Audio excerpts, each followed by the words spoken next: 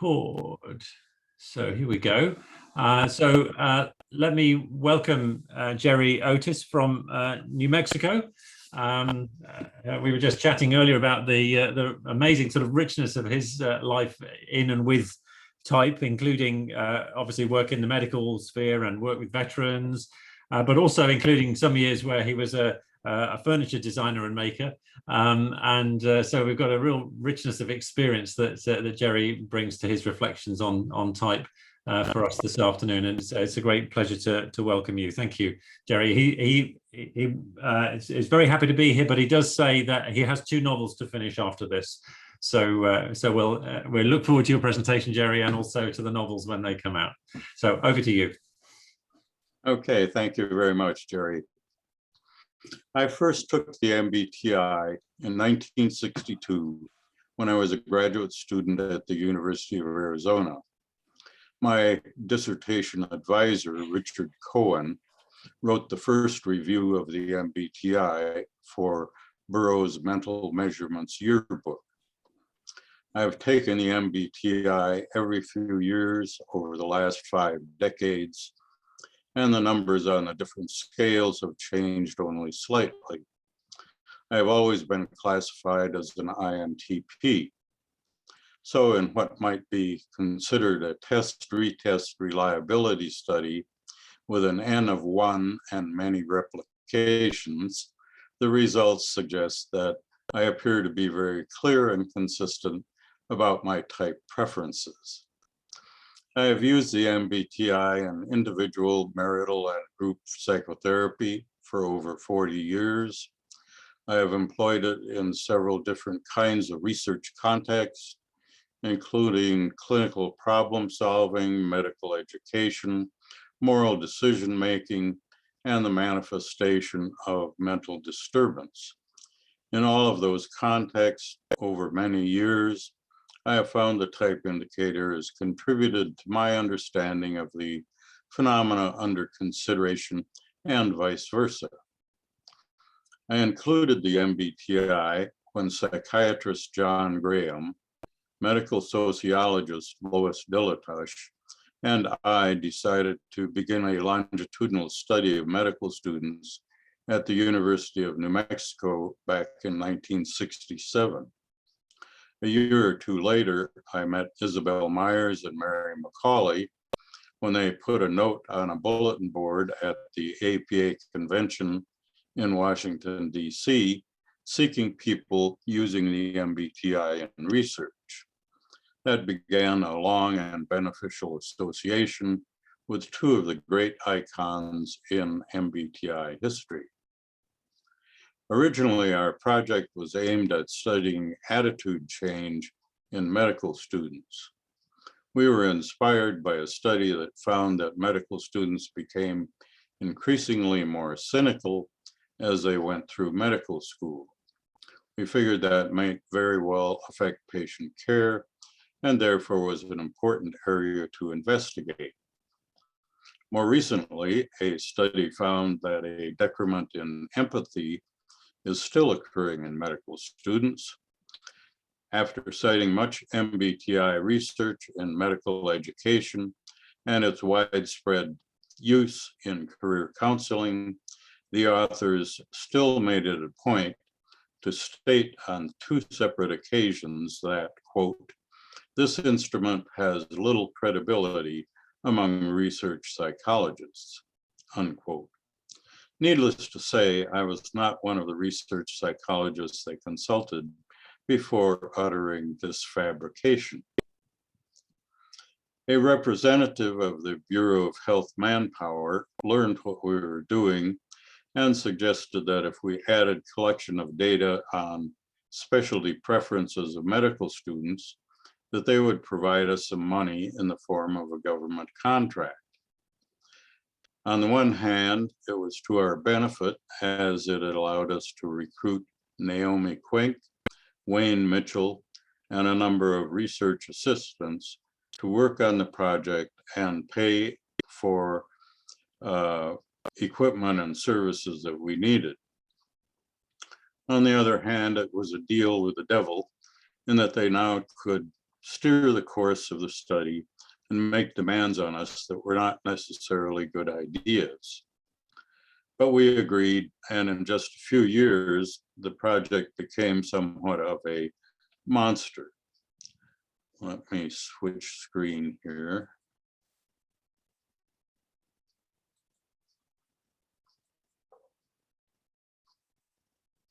Okay. And this screen shows the list of measurements that we made on medical student classes from 68 to 79. The career rating and preference inventory, affectionately known by its acronym, became progressively more elaborate over the years, encompassing approach avoidance ratings on specialties, practice organizations, size, location, and character of desired practice communities, characteristics and activities of different work settings, and other factors thought to possibly be related to career decision-making. The clerkship socialization intensity vector scores were multidimensional measures based on Rue Bucher's ideas about social and interpersonal forces leading to recruitment into different reference groups. The 1,000 pages of transcribed daily tape recordings of one student provided an appreciation of what it looks and feels like to go through medical school and try to balance its demands with those of married life. The student who made the recordings experienced firsthand the inadequacies of medicine when his wife was injured in an automobile accident and her doctors were unable to save her life.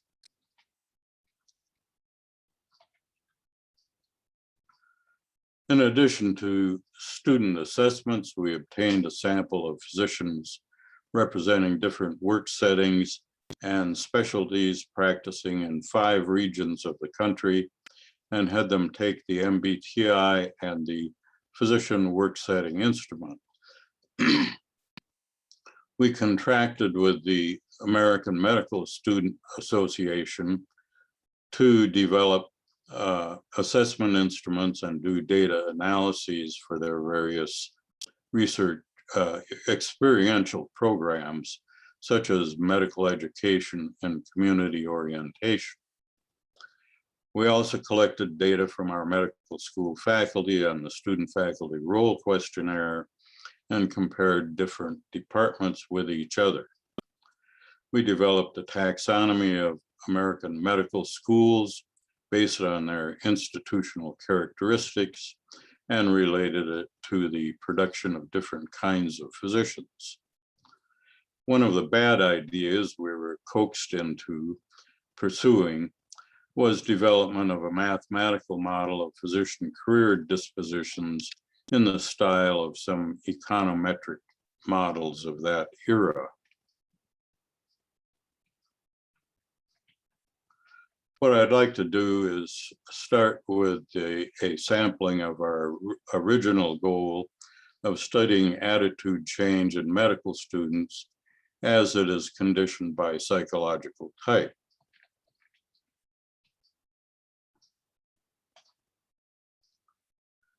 The student faculty role questionnaire is made up of 184 items. Half ask what behaviors the respondent expects or desires from the faculty and from themselves. The other half asks how much of that behavior is perceived to be realized in their current situation. All ratings are made on 5-point bipolar scales. Responses were factor analyzed, and 16 scales were defined by the most heavily weighted items. This graph shows that the intellectually critical INTPs and the empathic and supportive ENFPs perceive relatively the same amount of emphasis on psychosocial aspects of medicine, with that amount generally increasing over the last 2 years in medical school. Those are the dashed lines in the diagram. However, their expectations or desires, the solid lines, differ from each other at the beginning of medical school and, excuse me,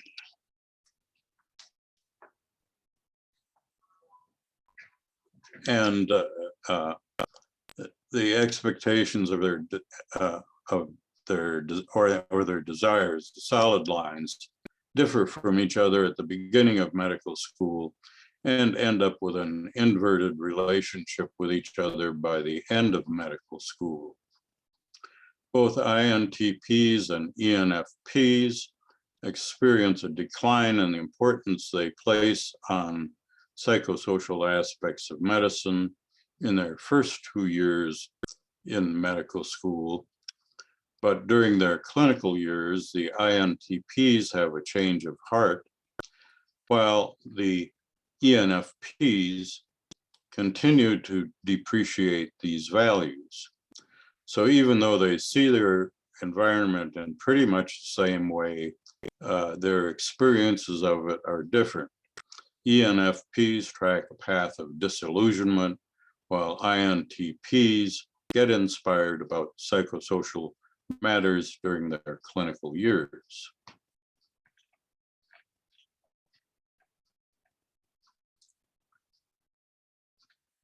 The faculty respectfulness scale measures the importance placed upon faculty being considerate to patients as well as to students, and being good examples for students to emulate. On this scale, INFPs and ENTJs appear to be affected in the same direction at the same time by their medical school experience with regard to both expectations and perceptions. However, perceptions are much below expectations for the tender-hearted INFPs, while the reverse is true for the skeptical INTJs. Thus, one would expect INFPs to be subjectively disappointed, while INTJs might think the school was overdoing it with respect to implementing these kinds of values.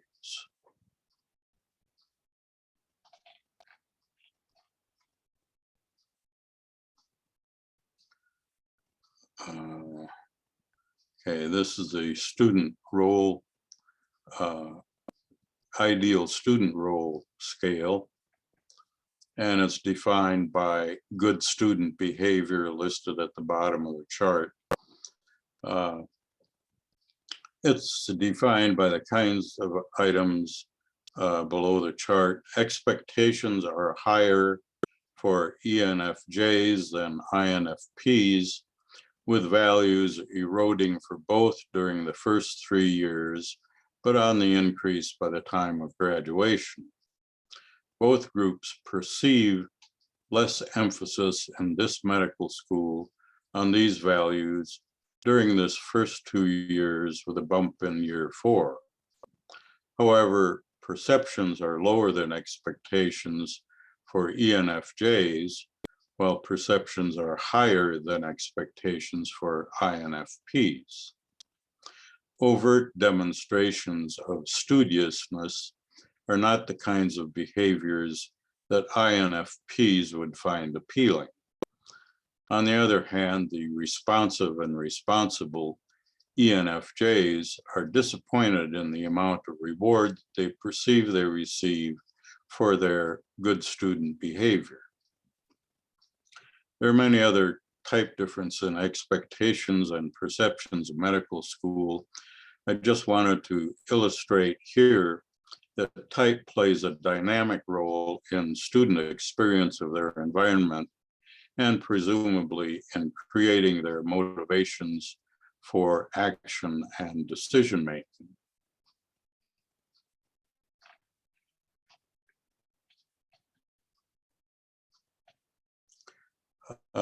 Once we got federal funding for our project, our focus shifted from attitude change to how students select their specialties, work settings, and communities in which to practice. One of our findings was that what students do over the course of medical school is to gradually weed specialties out of a neutral category and into a disinclined category, holding in mind about the same number of possibles throughout the years.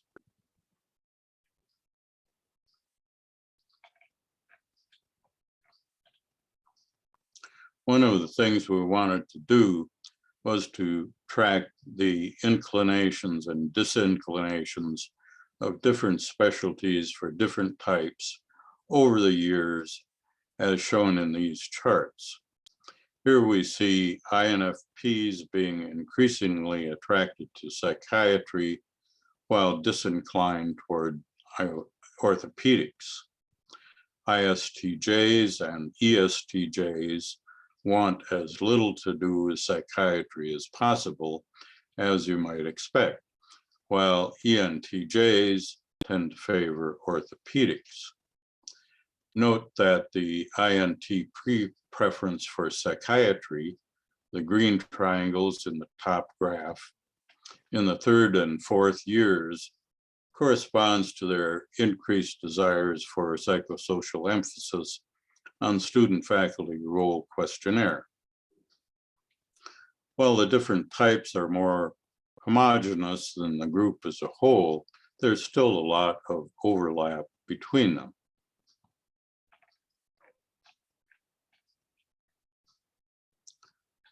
What we had hoped to do was to relate changes in specialty preference to changes in the importance of different kinds of considerations in their decision-making, such as in this chart, contrasting INFPs with ENTJs in the importance of income in their decision-making. This chart shows that both types placed more importance on income as years increased, but ENTJs consistently considered it more important than did INFPs.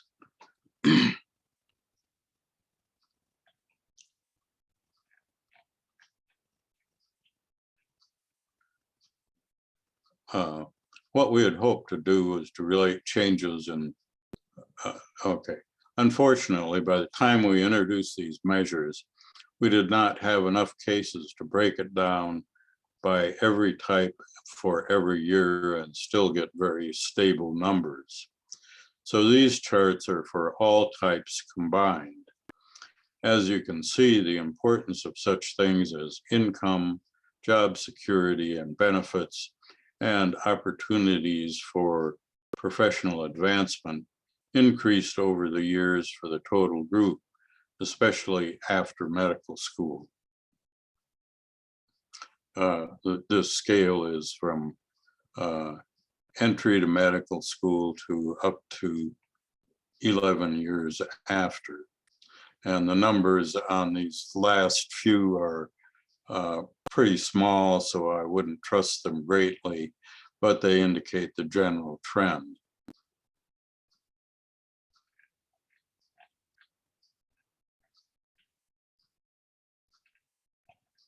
Considerations such as the control of patient load and control of working hours shows a more complicated path over the years. The trends for these considerations show an increase up through the internship or first year of residency, and then for some reason there is a dip in the importance of these conditions, followed by another rise post-residency. While we didn't have enough cases to look at these factors in our medical students and graduates broken down by psychological type, we did get an opportunity to revisit the importance of these factors in another study that I will discuss shortly.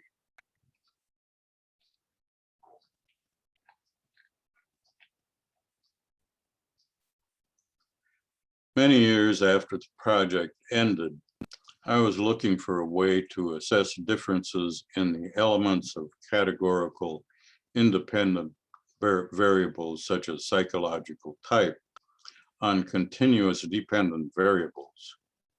I ended up writing a computer program called Random Sampler, which uses Monte Carlo methods to establish significant levels.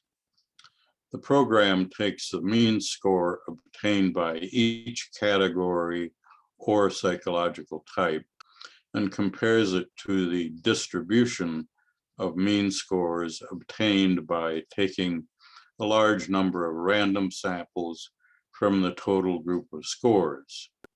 The size of each random sample is the same as the number of cases in the target group or type. The distribution of random samples may be normal, like this one, or it can take any shape and the comparison will still be valid. The proportion of random samples greater than or less than the mean value obtained for the target group is taken as a significance level of the category or type on that variable.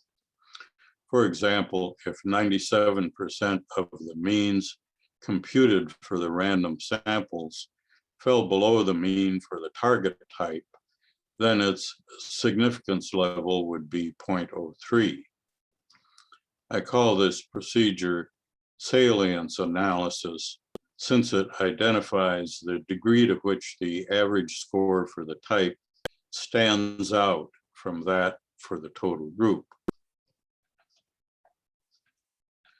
In a study of psychiatric characteristics of military veterans of different psychological types, John Laux and I compared the salience analysis approach with the analysis of variance approach, assessing the effects of different psychological types on numerous variables.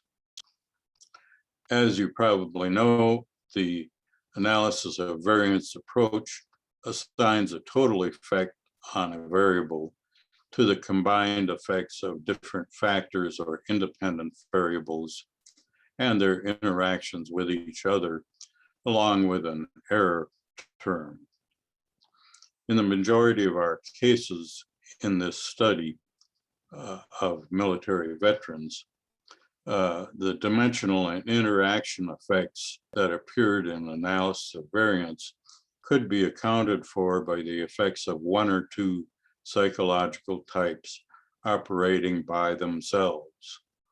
That is, the dimensional and interactive effects were created by the whole type effects or were artifacts of the whole type effects. If you eliminate the effects of the whole types, the dimensional and interactional effects disappear. What this implies for type theory is that the basic unit of analysis should probably be the whole type rather than any combination of functions. I'm not totally convinced about that, but it seems to need further investigation and analysis. However, for right now, what I want to do is present the results of data analysis on physician career variables.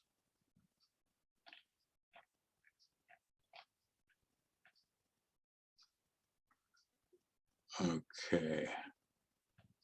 Getting back to our medical students, salience analysis was carried out for each specialty disposition for each year in medical school.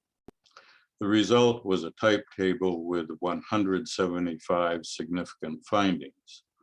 That being too complicated to be easily communicated, I collapsed the discrete medical specialties into 7 psychologically meaningful clusters based on a factor analysis of senior medical student specialty preferences.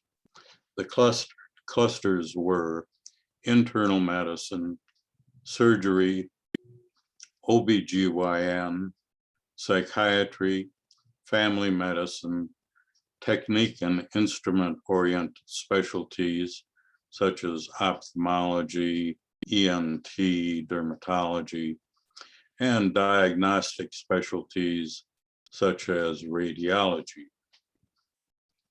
I eliminated all entries with only one significant like or dislike. So the results appear in this type table. The numbers after the categories indicate the number of significant findings. Some types were relatively consistent in their preferences over time, while others weren't. INTJs were able to sort most of the specialties into like and dislike groups, while others weren't. Some types, like INTPs, could more easily identify their dislikes than their likes. ESTPs didn't seem to lead toward or away from any cluster of specialties. One finding that almost always shows up is that STJs dislike psychiatry while INFPs like it. And that held true in this case. It also, there's a contrast between psychiatrists and surgeons when we compared medical school faculty on the student faculty role questionnaire. 6 types: ISFJ, INFJ, INFP, ESFP, ENTP, and ESTJ show an interest in family medicine during medical school, but as we will see later, that is cut in half when they actually get into practice. The ISTs appear to like the restricted scope and well-defined procedures associated with technique and instrument-oriented specialties. The intellectually minded INTJs and INTPs appear to be drawn to finding the root cause of diseases. Surgery appears to be either liked or disliked significantly more by half of the extroverted types, while none of the introverted types were either significantly attracted or repelled by it. OBGYN didn't consistently draw interest from any particular psychological type, but the 2 intellectual types were inclined to dislike it.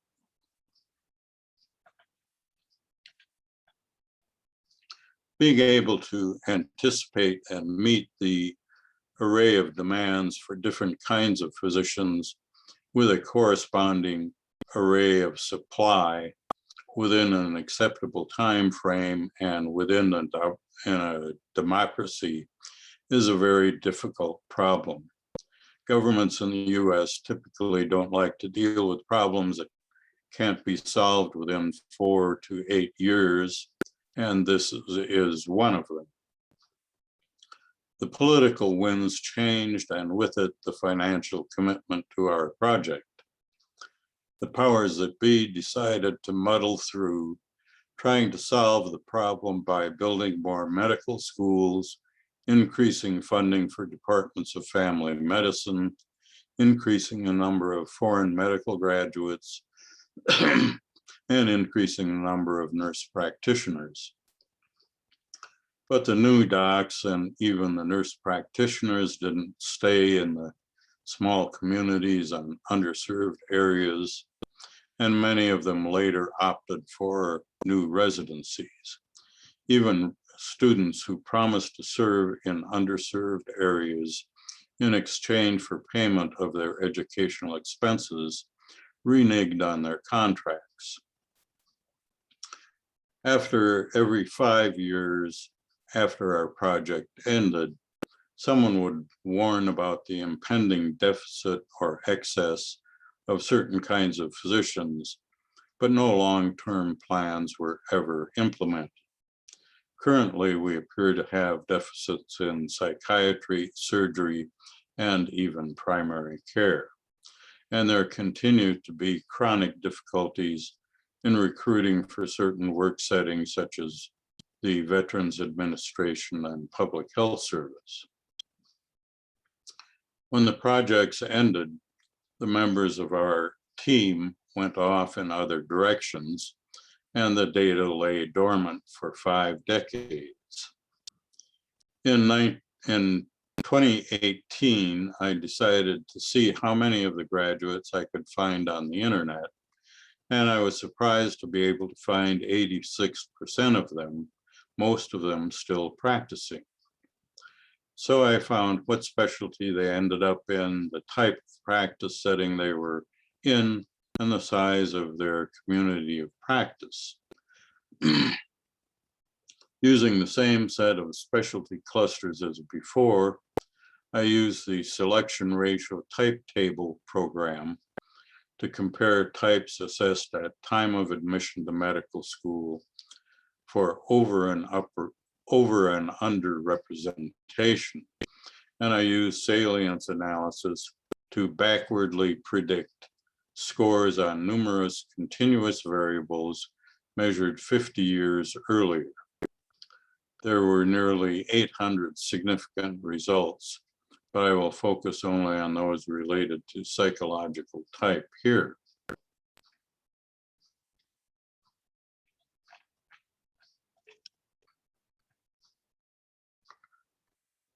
The results show that INFJs and ESFPs continued to favor family practice. INFPs continued to favor psychiatry, and ISTPs and ESFJs continued to favor technique and instrument-oriented specialties. What was different from the medical student situation was that psychiatry recruited more INFJs than expected. The numbers in family medicine were fed by ESTPs as well as INFJs and ESFPs. ENTPs had fewer recruits to technique and instrument-oriented specialties than expected, and internal medicine was overrepresented by ESTJs. It's interesting to note that these ESTJs were not typical ESTJs in that they significantly exceeded their peers on all the national board examinations, both parts 1 and part 2. ESTJs are not an academic type. It's more of a businessman mentality. They're not abstract and intellectual, but focus on immediate practical application. So it is surprising that they did so well on these paper and pencil tests, which are usually the province of the IMTs. Whether this was due to a selection bias or was due to some kind of special coaching and criticism supplied to these students by faculty as they went through medical school is impossible to say at this point. But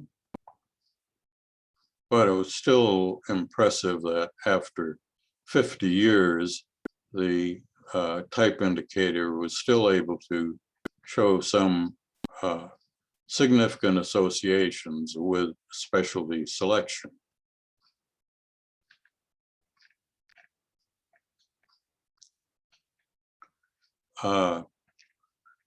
Psychological type does not appear to have as great a long-term influence on choice of practice organization and size of practice community as in choice of specialty. The choice is a more fungible one than that of specialty.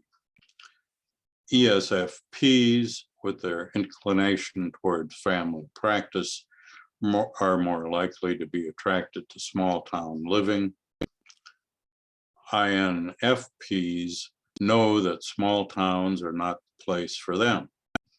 In the early years, we thought that their idealism would draw them to areas of greatest need, but that turned out not to be the case. ISTPs are attracted to hospital-based practice, which is where technique and instrument-oriented specialties are more likely to be practiced.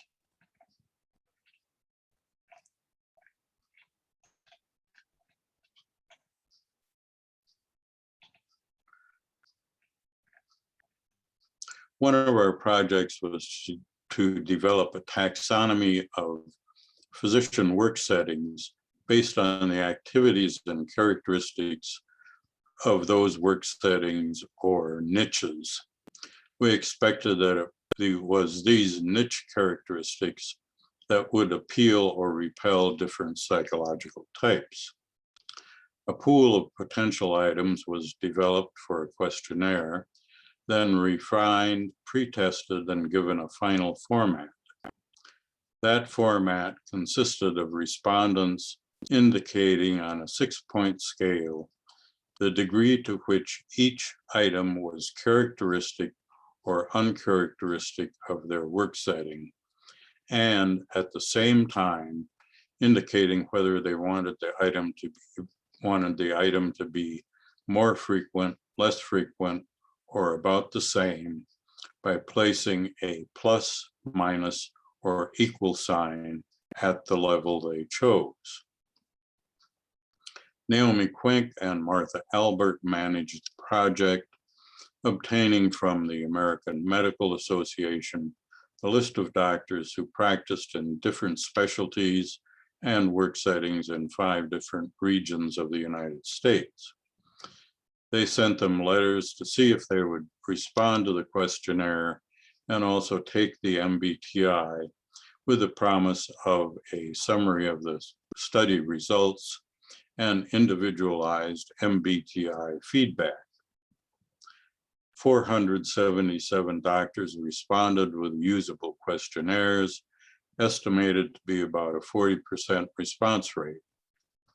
We learned from follow-up inquiries that about 40% of the letters never reached the doctors due to secretaries deciding that the inquiry was a junk mail. Because of the requirements for minimal numbers of different categories, the distribution of psychological types was not that usually obtained for samples of medical students and unselected physicians. Therefore, comparisons of distributions of specialties by psychological type would yield distorted results. We did it anyway, of course, and we found a mixture of traditional results and some distorted by the sample. But the first analyses to be done was a factor analysis of the 62 characteristicness responses to the questionnaire items. The results are shown here. First factor is a personal patient involvement factor defined by items having to do with the amount of face-to-face contact with patients and their families. The second factor is a physician-teacher role having to do with teaching and supervision of students, interns, and residents. Factor 3, personal control of professional situation, apparently involves the physician having control over his work's demands so that he is able to engage in non-medical activities.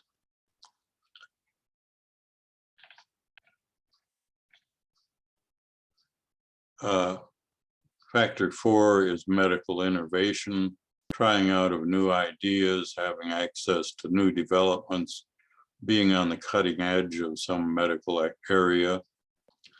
Factor 5, personal control of income, is pretty much what it says. Factor 6, interaction with the medical community, has to do with teamwork, sharing of experience with other physicians, and so on. And factor 7, professional ambition, has to do with the opportunity for peer approval and career advancement.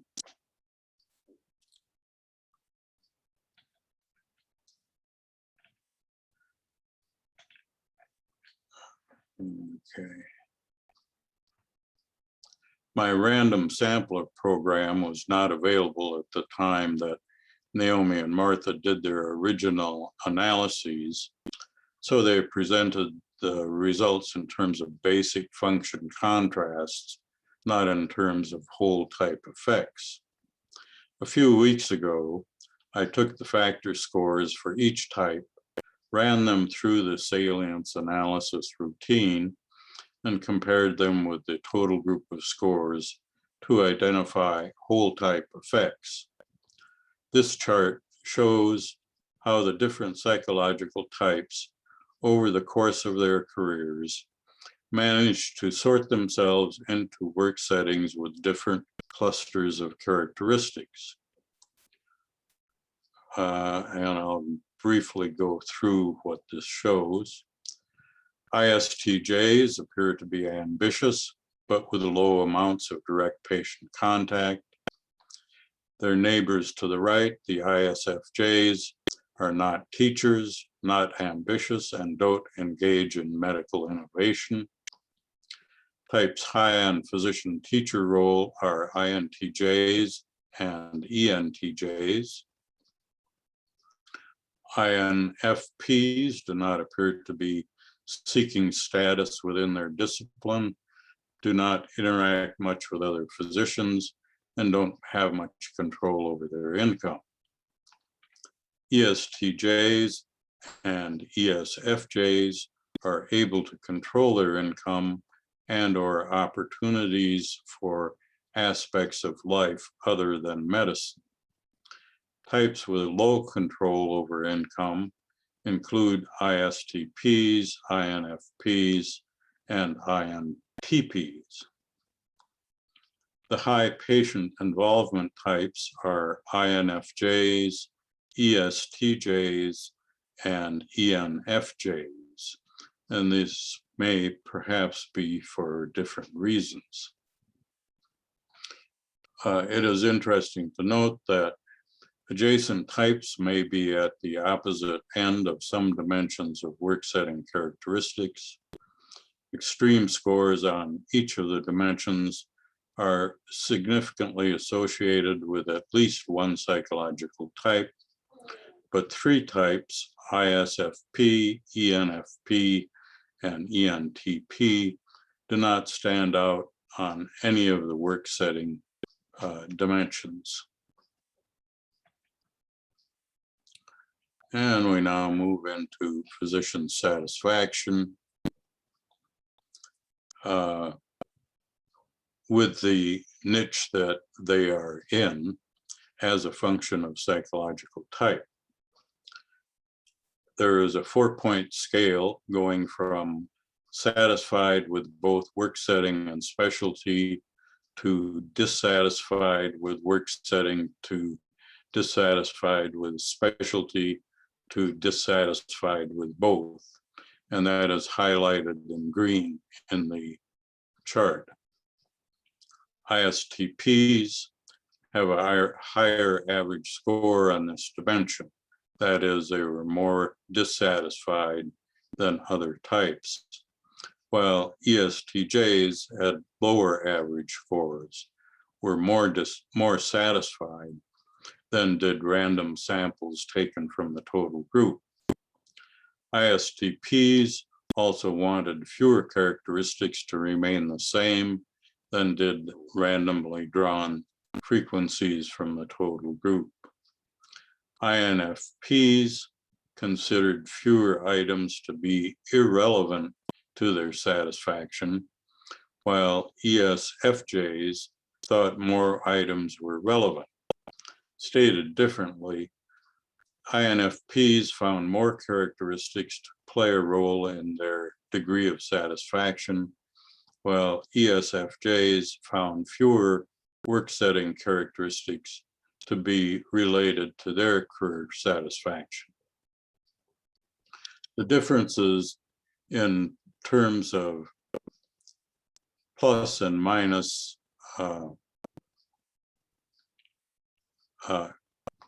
ratings, actually the frequencies, are more difficult to interpret because of the compound use of more and less. So this is my interpretation. ISTJs are no more dissatisfied than other types, but are more picky about what they would like changed. They want less of certain kinds of personal patient involvement and more of other kinds. They're less concerned about controlling their income.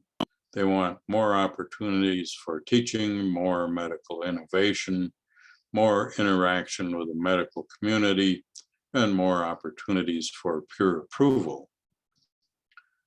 INFJs and ESTPs both want more patient involvement. ISTPs are dissatisfied with all aspects of their niche. They want less patient involvement, less teaching, less opportunity for non-medical activities, less medical innovation, less control of income. The desire for less control of income is peculiar in that usually it is associated with overall satisfaction. So we may speculate that they are suffering from some kind of burnout.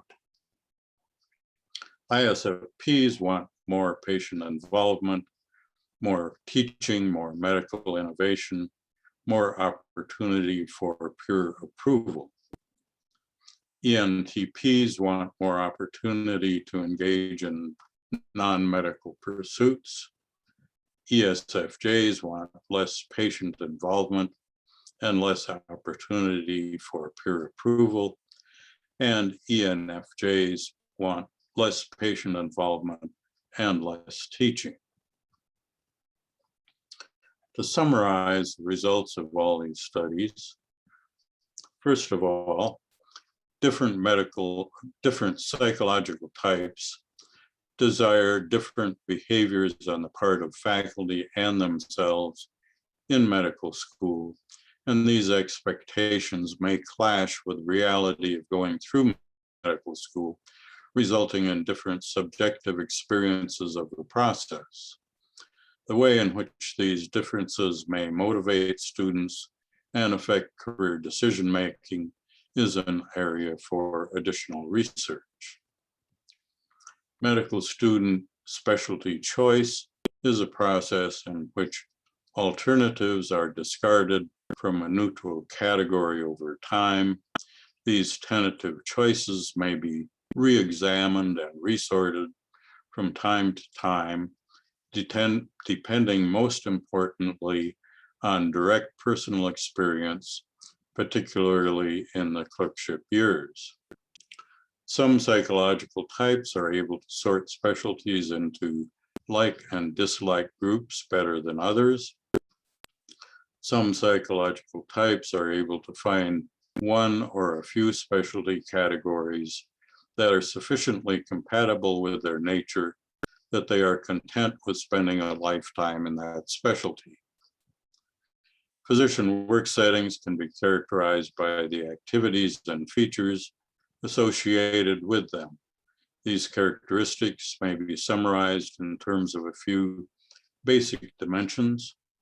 Different psychological types sort themselves in meaningful ways into work settings, having different values on these basic dimensions of characteristicness. Some physicians regret their choice of work settings, specialties, or both, with the most discontent being the ISTP and the least discontent being the ESTJ. About 25% of the sample changed specialties after having started a different one. Some psychological types would like to mold their work setting in particular ways to be more compatible with their desires and presumably with their natures. And that is the end of my formal presentation. And we're back on the main screen. Great, thank you, Jerry. It's been great to have that sort of fascinating depth of detail in a study as well, and amazing to see it picked up 50 years later. So that's fascinating that you were able to follow up at that degree of time difference. I'd suggest actually we've got about 5-10 minutes. That if anybody wants to raise a question, there's been some interesting conversation in the chat during the presentation. So I suggest that we just unmute, and it's a small number of us, and I'm sure we can manage that conversation together if people would like to ask questions.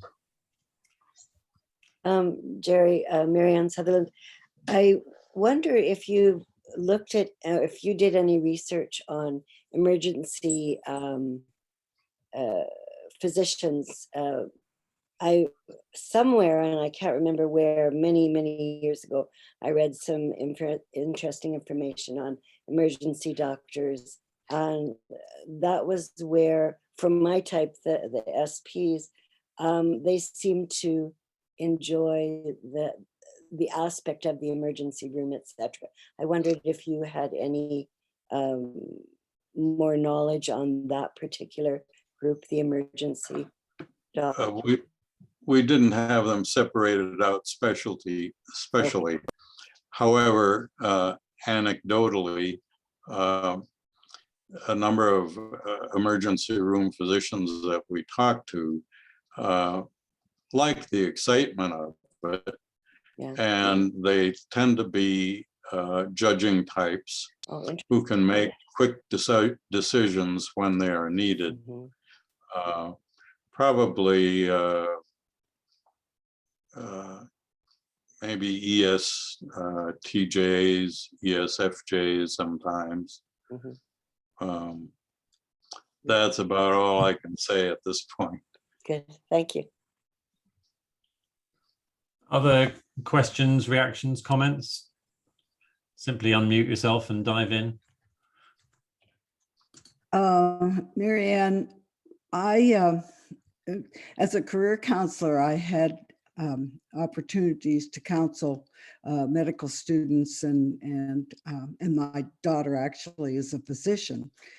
And what I found was that SPs are often very good at emergency medicine, because ISTPs were often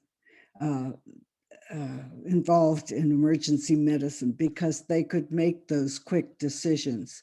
Whereas my daughter is an ISTJ, and she really likes time to think about thoughtful step.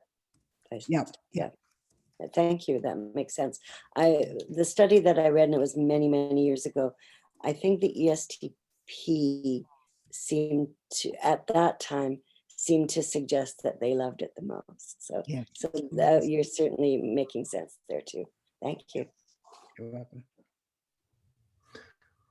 Yeah, one piece I'd maybe throw into there, having some friends kayak and stuff. I think emergency first responders and wilderness first responders who maybe don't have to go through all of the years of education, maybe an easier access point for some of the extroverted sensing folks. Although my brother is in emergency medicine as an INTJ, I think that inferior extroverted sensing though works for him in a way that he's able to focus but make quick decisions as well. So where that extroverted sensing plays in maybe. That makes sense. comment for Jerry, Gerald, was just that interesting INTP relationship with people, and then as time went on within the education. And my hypothesis was about being able to make sense. I think you're an INTP, I'm an INTP. Young leans that way. Curiosity. Many INTPs, I think there's a sense that people just don't make sense. And I think Myers-Briggs in a way, and Young, like, oh, there's actually some kind of pattern to this thing, and they want to study it because we don't have as natural of interactions sometimes with people. I don't know if you have any comments about that. I led several PTSD group therapy sessions when I was working for the VA, and the most frequent types, 70% of the vets with PTSD, ISTP, INTP, and ISTJ. The ISTJs were more likely to be career military. The ISTPs and the INTPs tend to be rebellious types of folks who are daredevils in their early ages. So they are good soldiers. So they get drafted into and they volunteer for more dangerous missions, and therefore they get exposed to more trauma. Anyway. It's pretty interesting stuff, yeah. Yeah. Introverted thinking dominance on the ISTP, INTP. It's interesting. Yeah. Certainly some of my same buddies, who got kayaking are the people that you want to like rescue you. You get in a bad situation, you're on a log jam or something. Like they're the guys who are quick. They're there. They're resourceful. Yeah. Now, in my studies of moral decision making, the J's were the extroverted introverted perceiving types were the longest to make a moral decision, whereas the TJs and especially the ETJs were the quickest to make decisions in moral situations. So, and I think that is one of the things about type, that you have to look at it in terms of it playing a dynamic role in the context of all sorts of processes that are ongoing. You can't just look at it as a one-shot thing that results in some kind of consequence. So my question was, what of your work, what surprised you the most? Like what one or two things surprised you the most? And then the other question I had was, how would you like to see this information be applied? Well, I think one of the major deficits in medicine is in physicians knowing how to relate to patients and learning how to listen and incorporate patients' perspectives on their own bodies. I've had a lot of personal experience with this, as well as observational experience in other people. And so training physicians in individual differences in patients and learning how to accommodate to their differences in perspective and learning how to draw them out and listen to what their concerns are would be my major beef. You know, Thanks. there's a book that was written a long time ago by healthcare. I have it on my, I use it all the time and now I can't think of the book. Patients are different too, and it's all about communication and type in the healthcare industry. So I think Judy Brock did it, but when I do I do quite a few programs with physicians, and I always bring it back to communication and how it's so important for physicians to understand how they're communicating and how their bedside manner, right? So Right. that for, first of all, compliance, because if people don't understand directions, if they get it in a way that, you know, they're for their care, how to take care of themselves with all kinds of stuff, and also with just trust, building trust, right? So many times we think of a physician as, or some people think of a physician as somebody you go to get diagnostics from, but the trust building piece is so important. Yeah. I think how important that is, especially in the US with the disparity, Right, you know, the with the- racial disparities of care, Yeah. you know. Yeah, we had a physician ideology questionnaire that we used throughout medical school. And one of the dimensions was in who should handle communication with patients and their families, nurse versus physician. And there is a discrepancy. The STJs want the nurse to do it. And the NFPs want to do it themselves. Yeah. Great. That's We're up to interesting. 5 o'clock. So I'm just gonna stop the recording here once I've said thank you very much indeed to Jerry for that input and for touching on so many things that I know we all recognize because we all interact with the medical profession in one way or another, either professionally or personally. So thank you for flagging that up and for people's comments as well. So I'm just going to stop there. I know Jerry can